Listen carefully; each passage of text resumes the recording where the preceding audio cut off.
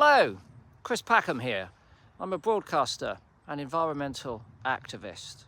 I'm also a great fan of Billy Bragg.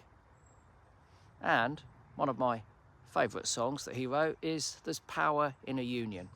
And I've always been, whenever possible, very supportive of unions. I lived through Thatcher in the 1980s.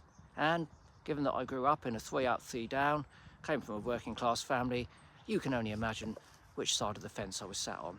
So I consider it a real privilege to be asked to be able to speak to you today for a multitude of reasons. And I hope you're all well, and I hope you've had a good Christmas and you're moving into a happy and healthy new year. But for all of us, that's going to be increasingly difficult. And you know why? Because of climate breakdown and biodiversity loss. Now, I think one of the problems we face when it comes to connecting with people over these issues is that there's still a perception that it's happening somewhere else. It's not actually happening here. But that's probably not the case for many of you, because I imagine that you are beginning to be standing and working at the forefront of the negative impacts of climate breakdown when it comes to extreme weather events and how they impact on all of our lives. So that could be flooding, it could be drought, it could be human health, it could be inequality caused by rising food prices. All of these things are going to get even more difficult unless we address them ever more urgently. Another problem that we face when it comes to this existential issue of climate breakdown and biodiversity loss is that we think that we can't have an impact ourselves because they're big global issues that are quite beyond our reach. But hey, there's power in a union. You may think that you're just a drop in the ocean, but an ocean is a multitude of drops. So when those drops unite, they become a force for change. And I think that that's something that we need to recognise. Now, one of the things that we need to immediately address is that very often we are put upon. These issues have become our fault. So, as an example, we are told that we have to recycle to solve the plastic crisis, the pollution crisis when it comes to plastic. It's down to us. We've got to put those in the bin. And if we don't put them in the bin, essentially we're bad people. And if we do put them in the right bins, we're good people, and we can feel good that we played a role in addressing that issue. And to some very infinitesimally small amount, there's a truth in that. But ultimately, of course, it's not our problem, is it? It's the problem of those people that are still producing vast quantities of plastic. It's your Coca-Colas, isn't it? They're really the people causing the problem and then putting it upon us. It's like being told to car share, isn't it? So that we cut down on our, emissions, CO2 emissions. 4 people in a car is clearly better than 1 in a car. I can't argue with that. But ultimately, if we weren't still burning those fossil fuels, if we weren't still granting licenses for their exploration and exploitation, then actually we could address the issue far more forthrightly than by sharing a car. It's their fault. It's the fossil fuel industry's fault. And they've known that since the 1960s. And they are still drill baby drilling. And governments around the world who are only interested in short-term politics are still investing in those industries because they think that it will help them get re-elected in the short term. I don't know about you, when it comes to my job and my future, I look further than next Thursday. I'm interested in a sustainable future for the planet in terms of people and wildlife, where we can live in a happy, healthy place with proper access to resources that ought to be available to everyone. Affordable food, affordable housing, a decent education, and critically, access to healthcare, proper healthcare. Global inequality, financial inequality, is basically underpinning all of our efforts, undermining all of those efforts to address all of these issues. So I know where you stand on that, and I stand firmly with you. But ultimately, we have to act more urgently. Because when I tell you, as a science communicator, that we are on the brink, please believe me, we are on the brink. We are being buried in a tsunami of misinformation about the climate. Climate denial is now back on the agenda, and it's being perpetuated and promoted by really unscrupulous and extraordinarily dangerous politicians here in the UK. They would kill us all, and they may well if we let them get their way. We've got to listen to the truth. We've got to make best informed decisions based upon fact. And the people with the facts are the scientists. This is a time when we should listen to science. And we know that our politicians should listen to scientists because before Christmas, the COVID report was produced. And it said that if that government had listened to the scientists, it could have saved 23,000 lives in the first lockdown. It would not have lifted that lockdown as early as it did. And ultimately, that the Eat Out to Help Out scheme was put together with no scientific advice whatsoever. And it led to the loss of even more lives. When it comes to climate breakdown, the loss of lives will be off the scale. The tragedy, the terrible tragedy of COVID and its impact will be significantly smaller. So this is all bad news. I'm aware of that. I've presented you here with a problem or a series of problems. But what you know and I know is that really that also represents an extraordinary number of opportunities. It's opportunities for us to be able to live in a more sustainable, harmonious, healthy and happy world. It's opportunities to invest in people and businesses and jobs, which will be an essential part of that.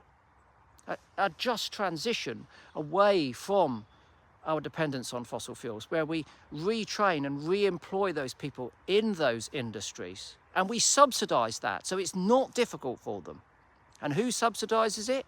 Well, maybe those petrochemical companies who are currently being subsidised through tax relief by our government, so let's get rid of that, and also making billions and billions in record profits, whilst people in the UK are making decisions about whether they heat their front room or cook their dinner. Inequality again. Polluter pays in my world. Let's make those people subsidise the transition for all of those in their industries to, in that case, renewables. And then people will say, oh, hold on, we're just the UK, we're just a tiny little country. But we're a country that has led so many times throughout history, and we should be leading now. China, 50% of its energy comes from renewables. 50% of its cars are electric at this point in time. You know, they are investing more in research and development of renewable energies than every other country put together on Earth. Why? Because in X years' time, when we finally wake up to the fact that we're in deep, deep trouble, we will be buying Chinese solar panels, Chinese wind turbines, and everything else. Now, I'm not in any way nationalistic, and I've got nothing against the Chinese people whatsoever. But I would like to see people who are struggling in the UK, you know, be afforded opportunities through bold and brave leadership so that they and their families have secure economic futures and we can all live in a better world. And all of this is possible. So my earlier prophecies were not of doom and gloom. They were realistic, but at the same time, they've got to be balanced with the fact that if we were to act more broadly and more rapidly and more urgently, we could make a difference, a positive difference to all of our lives. And from my point of view, of course, the lives of everything else that lives out here in the wild world, which we are dependent upon. We are dependent on ecosystem services Earth. Every day when we put food in our mouth, it's come out of a soil which needs to be healthy. Or we've dragged it out of the sea which needs to be healthy. Without functional ecosystems on this planet, we as a species again are in deep, deep trouble. So that means transitioning the way that we eat, what we eat, how we produce it, how we distribute it, how much it costs, where it's available. All things which are tried and tested and can be done. And all things actually which are recommended by our government, its Climate Change Committee, and internationally the IPCC. One of those things is you've got to eat less meat. There's no ambiguity about it. It's not Chris banging on about animal welfare because he cares about the appalling conditions that farmed animals are kept in. It comes down to our own health. That's part of it. And also, again, environmental health. We don't have a choice. So why not be smart and invest in prevention and not wait to have to find a cure?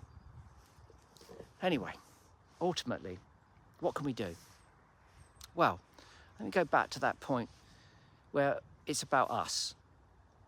It's not our fault, but we can still make a difference. And why should we do that? Well, because personal empowerment, standing up, whether you're on a picket line or whether you're voting for someone or whether you're simply signing a petition, whatever you do, standing up for your rights makes you feel good. It's empowering. It means that you've exercised your voice, another fundamental democratic right. Your right to protest, exercise that voice. And every single one of your voice is important. Never forget that your voice is important. Never be put down or passed over. Your voice is important. Use it. Use that voice.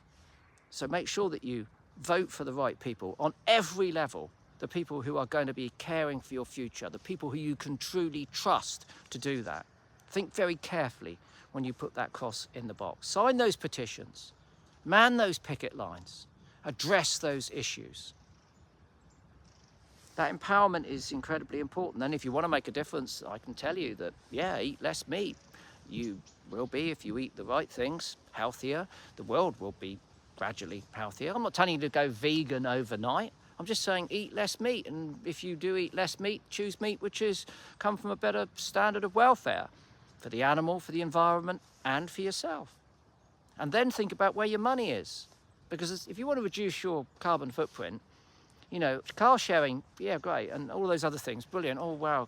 But the one thing that you can really do to have the biggest impact is to make sure that you invest your money. That's where you bank, that's where you have a pension, that's where you take out insurance, in companies that do not invest in fossil fuels or weapons or anything else.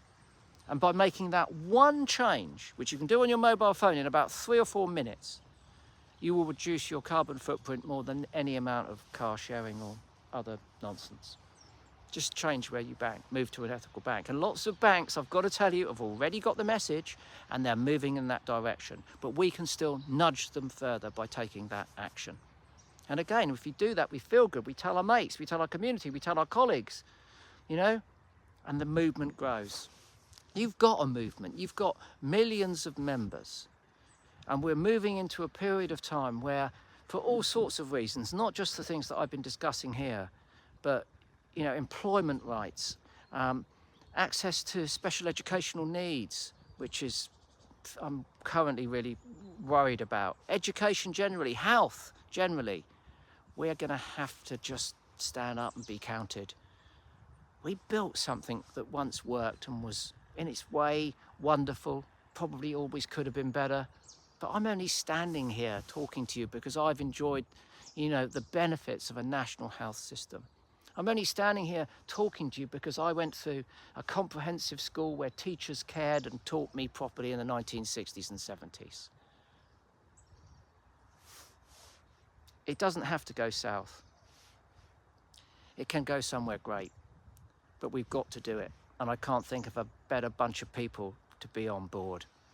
People with integrity, people who know what life is really about. People know what work is really about.